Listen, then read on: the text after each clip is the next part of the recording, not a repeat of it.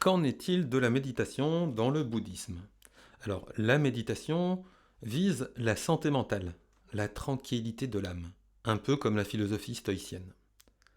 La méditation dans le bouddhisme ne promet pas un pouvoir spirituel ou mystique. Cela irait à l'encontre du bouddhisme, qui veut se défaire de tout désir de puissance.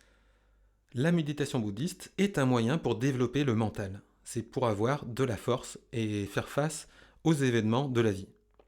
Et c'est pas pour acquérir un pouvoir. Alors il y a deux sortes de méditation. On va dire la méditation de type 1 et la méditation de type 2.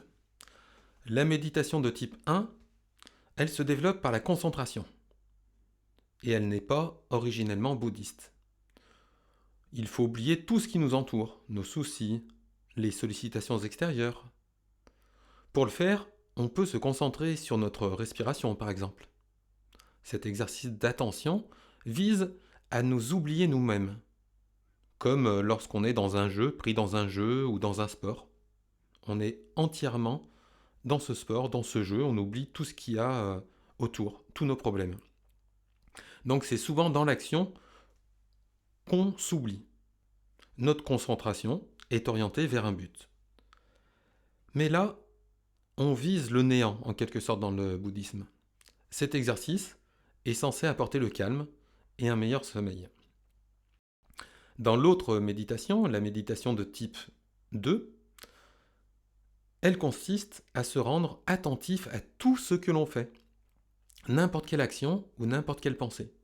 Il faut vivre pleinement l'action présente. Le passé et le futur doivent toujours être reliés au temps présent. Là, on rejoint un petit peu l'épicurisme philosophique. C'est un peu le carpe diem. Il faut vivre le temps présent, vivre dans le présent, ne pas craindre le passé ni le futur. Alors, il ne faut pas se soucier du passé, il ne faut pas craindre le futur. Vivre le moment présent, c'est se perdre dans ce qu'on fait, comme quand on joue un match de foot, comme on le disait tout à l'heure. Toute grande œuvre découle et est accomplie par quelqu'un qui se plonge et se donne entièrement. Il est happé par son activité. On dit même des fois qu'il est inspiré. Il est pris, il y a quelque chose qui le prend à l'intérieur de lui et qui le pousse à agir. Donc il ne fixe et ne vise que son but. Il s'oublie dans l'activité, il est débarrassé de sa conscience de soi. Donc cette méditation de type 2 consiste à s'oublier et à être totalement absorbé par ce qu'on fait. Ces deux méditations concernent notre relation au corps et au monde extérieur. Et il existe une troisième sorte de méditation, la méditation de type 3, qui, elle, va s'appliquer à nos sensations et à nos émotions. Pour éviter ou atténuer une sensation ou une émotion douloureuse, on peut tenter de l'examiner, de l'objectiver, pour qu'elle ait moins d'emprise sur nous. On peut par exemple relativiser la situation qui crée cette douleur. C'est un moyen de s'en détacher. On va se dire que ce n'est pas grave, il y a des choses plus graves. Donc là, on relativise.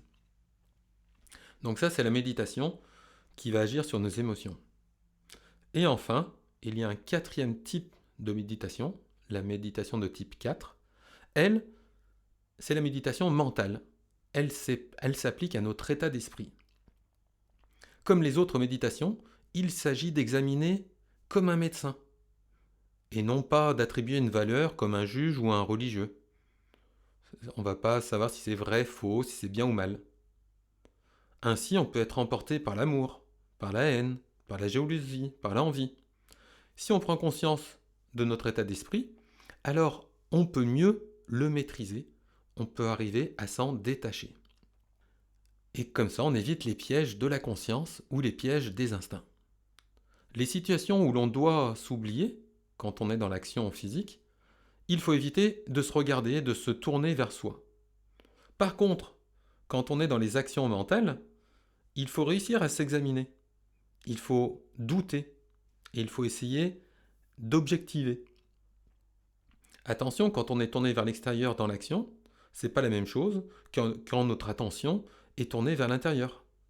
Et enfin, une dernière sorte de méditation, La méditation de type 5 est la plus difficile, c'est la méditation philosophique. Elle porte sur les sujets moraux, intellectuels ou spirituels. Étudier, lire, discuter, échanger, réfléchir, faire des recherches scientifiques sont des méditations intellectuelles. Prendre de la hauteur par rapport à ce qui nous arrive, se mettre à la place des autres, tout ça, ce sont des exercices spirituels que plusieurs philosophies ont développés. Alors Bouddha propose d'utiliser cette méditation philosophique pour vaincre les 5 empêchements. Alors c'était les désirs, les sentiments, les émotions, les passions, les états d'esprit.